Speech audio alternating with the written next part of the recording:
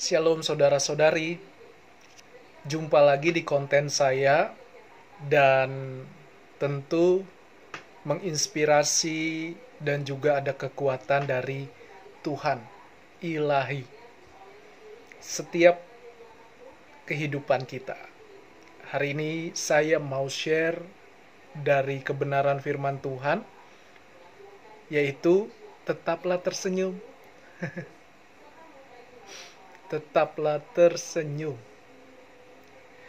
bahwa Tuhan mengasihi kita. Imanku percaya bahwa Tuhan Yesus mengasihi saudara dan saya. Selama kita berjalan bersamanya, yakin dengan Dia, iman itulah yang memberikan pengharapan. Saya bacakan dalam surat Yakobus 1 ayat 12. Judulnya Alkitab berkata pengujian dan pencobaan. Ayat 12, berbahagialah orang yang bertahan dalam pencobaan. Sebab apabila ia sudah tahan uji, ia akan menerima mahkota kehidupan yang dijanjikan Allah kepada barang siapa yang mengasihi Dia. Saudara, selama kita mempercayai bahwa Allah yang Esa di dalam diri atau pribadi Tuhan Yesus, Dia selalu mengasihi kita. Walaupun badai silih berganti, percayalah, Dia sudah berkata, berbahagialah. Berarti kebahagiaan kita tidak ditentukan oleh faktor luar atau dari dalam, melainkan karena ada Tuhan yang selalu ada di pihak kita. Dan saya akan lanjutkan lagi. Ayat 13. Apabila seorang dicobai, janganlah ia berkata, pencobaan ini datang dari Allah. Sebab Allah tidak dapat dicobai oleh yang jahat, dan ia sendiri tidak mencobai siapapun. Jelas ya, Allah tidak memberi pencobaan, tetapi diizinkan segala sesuatu untuk memurnikan iman kita. Jadi kita mengenal Tuhan Yesus bukan hanya sekedar kenal, melainkan sekalipun dalam badai kita tetap percaya bahwa Dia, Tuhan, tidak meninggalkan kita. Jangan sesat, Allah tidak pernah mencobai siapapun. Tapi kita perlu perhatikan lagi ayat 14. Tetapi tiap-tiap orang dicobai oleh keinginannya sendiri karena ia diseret dan dipikat olehnya.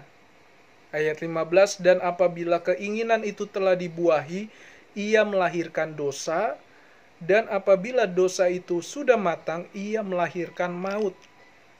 Jadi, pencobaan itu datang dari keinginan, nafsu dunia, nafsu daging. Sehingga kita tanpa sadar atau sadar pun, kita sudah dikuasai dengan keinginan nafsu daging. Yaitu banyak yang melahirkan dosa. Maka itu jangan sesat. Setiap hal-hal yang buruk, hal-hal yang jahat, bukan berarti rencana Tuhan selalu jahat buat dirimu, buat diriku. Tidak. Melainkan karena keinginan kita yang susah dibilangin, yang maunya ego kita sendiri. Saudara, jangan sesat. Tetapi Tuhan tetap mengasihi kita selama kita bertobat, selama kita mau berjalan dengan Dia.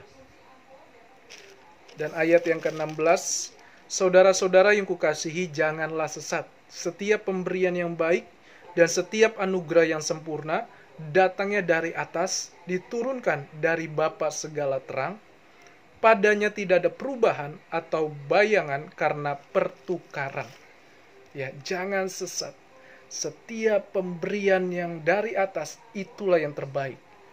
Tuhan Allah yang Esa, Dialah yang berasal dari atas, Bapa segala terang.